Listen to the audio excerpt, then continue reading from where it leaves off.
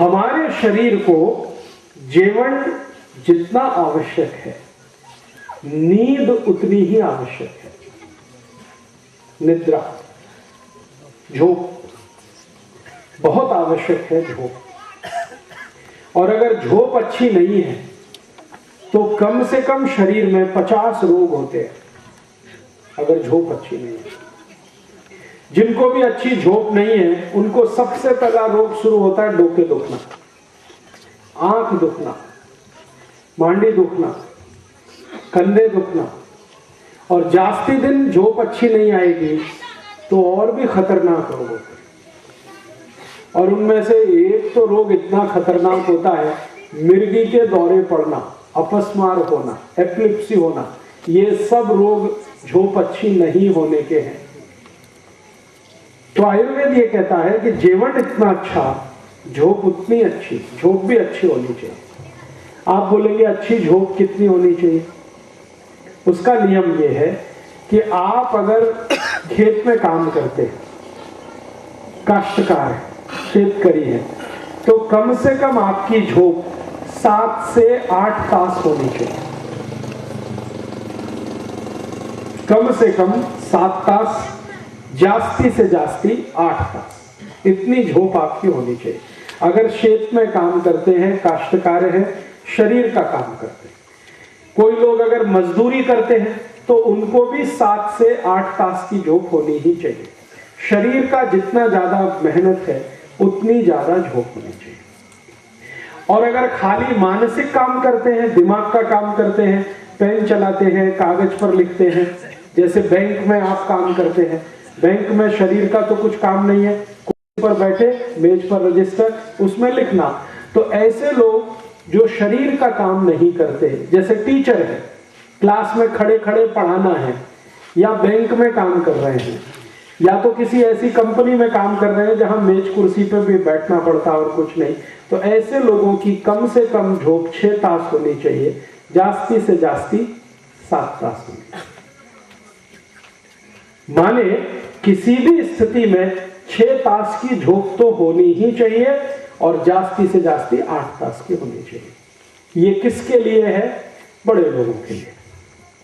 बड़े लोगों से मतलब जिनकी उम्र 60-70 साल से लेकर 25-30 साल के बीच में, उनके लिए।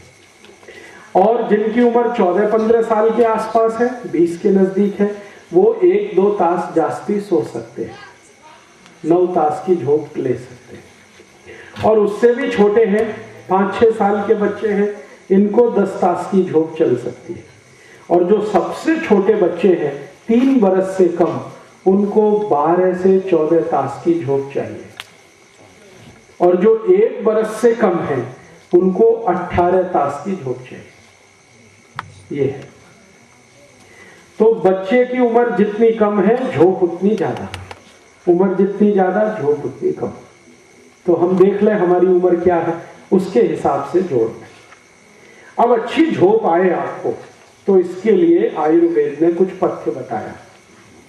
सबसे पहला पथ्य यह है कि रात्रि को झोप लेने का समय पक्का करना, 9 बजे। तो 9 बजे आपको सोना है तो सुबह 6 बजे उठिए, बराबर झोप पूरी होगी। और अगर कुछ ज्यादा देर हो रही है तो 10 बजे सोइए, सुबह 7 बजे तो हर हालत में उठ जाइए। और 9 बजे के पहले सो सकते हैं, 8 बजे, तो सुबह 5 बजे उठ जाइए। 7 बजे सो सकते हैं तो सुबह 4 बजे उठ जाइए। समय नक्की करिए। ये पहला सूत्र है।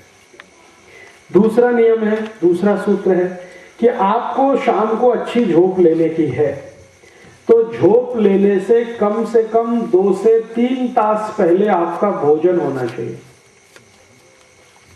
अगर 9 बजे झोप लेना है तो 6 बजे आपको भोजन खाना चाहिए। 10 बजे झोप लेनी है तो 7 बजे आपका भोजन हो जाना चाहिए। ये बहुत आवश्यक है। अगर आप ऐसा करेंगे कि 10 बजे भोजन किया और सीधे झोपने के लिए लेट गए, तो जरूर आपको हृदय घात होगा, कोई नहीं रोक सकता। डायबिटीज भी होगा, कोई नहीं बचा सकता। अर्थराइटिस भी होगा। खाना खाते ही जो सोने के लिए जाते हैं उनको बहुत तकलीफ आती है। इसलिए आयुर्वेद का नियम यह है कि जब भी आपको सोना है 8 बजे, 9 बजे, 10 बजे आप तय करिए, उसके 3 तास पहले भोजन होना, ये है। मैं तो आपको एक सरल नियम बताता हूं कि शाम का भोजन आप उस समय कर लीजिए जब सूर्यास्त होता है। सूर्यास्त का समय जो है ना, शाम का भोजन कर लीजिए, फिर उसके 2-3 तास के बाद आप सो सकते हैं। तो ये नियम है। और दूसरा है कि आप जब सोने के लिए जाएंगे तो आपका जो सिर है और जो पांव है, इसको किस दिशा में रखना, ये बहुत महत्वपूर्ण है।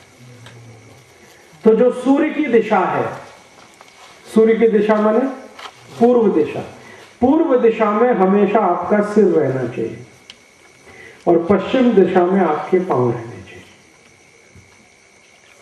ये है नियम, पूर्व में सिर, पश्चिम में पांव। और कभी कभी अगर इसमें कुछ बदल करना है तो एक ही बदल हो सकता है कि दूसरा आपको बदल करना है तो दक्षिण में सिर और उत्तर में पांव। कभी भी उत्तर दिशा में सिर करके मत सोना, नहीं तो बहुत जल्दी मृत्यु आएगी।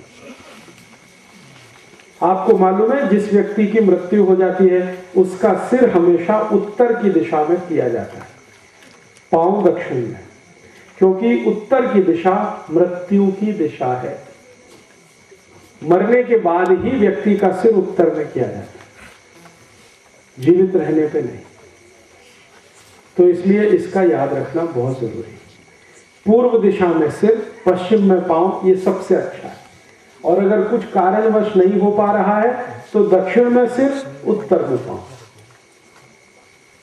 कर सकते हैं। आज ही घर में बदल कर लीजिए। आपके घर का जो बिस्तर है, अगर आप चारपाई पे सोते हैं, पलंग पे सोते हैं, तो उसका सिर पूर्व दिशा में कर लीजिए। जमीन पे सोते हैं तो सबसे अच्छा, कभी भी आसानी से बदल किया जा सकता है। तो अच्छा झोंक लेना है तो पूर्व में सिर करिए, ठीक है। अब उसके आगे का एक शब्द है कि जब आप झोंक लेने के लिए लेट गए, तुरंत झोंक आनी चाहिए आपको। ये नहीं कि ऐसे बदल कर रहे हैं, करवट बदल रहे हैं, कभी इधर कभी इधर, कभी इधर कभी इधर। बहुत लोग हैं आधा आधा तास ऐसे ही घूमते रहते हैं बिस्तर पे, झोंक ही नहीं आती। तो इसका माने कुछ रोग है आपको। तो तुरंत आपको झोंक आए, इसके लिए एक बहुत सरल पथ्य है आयुर्वेद का कि आप जैसे ही लेट गए तो ये दाहिना नाक है ना, इसको बंद कर दीजिए और बाएं नाक से सांस भरिए और छोड़िए, सांस भरिए, सांस छोड़िए, सांस भरिए, सांस छोड़िए, ऐसे करके।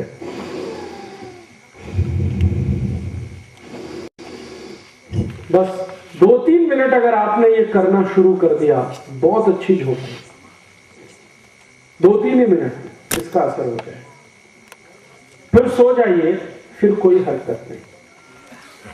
अब आप पूछेंगे कि भाई सोने का कैसे है? सीधा सोना, पेट के बल सोना, पीठ के बल सोना, ऐसे करवट में, ऐसे करवट में। तो रात्रि को जब सोना हो तो पीठ नीचे, पेट ऊपर, ऐसे ही सोना अच्छा होता है। अच्छी झोंक उसी में आती है। दोपहर को अगर आप सोना चाहते हैं भोजन के बाद, तो हमेशा ये जो बायां हाथ है ना, लेफ्ट, क्या कहते हैं, डावा मराठी में, तो डावा बाजू आपको लेटना चाहिए दोपहर को, भोजन नंतर। तो दोपहर की झोंक लेनी है तो ऐसे करके लीजिए। रात्रि को दोनों हाथ फैला के सिर आसमान की तरफ, चेहरा आसमान की तरफ, पीठ के नीचे ऐसे सोना है। तो झोंक अच्छी आएगी, तो झोंक से होने वाले रोग कभी नहीं आएंगे। ठीक है, बात समझ में आई? दोस्तों, सबसे पहले तो चैनल सब्सक्राइब करें, फिर लाइक, कमेंट और शेयर करें। और हाँ, हमारा एंड्रॉयड ऐप डाउनलोड करना ना भूलें।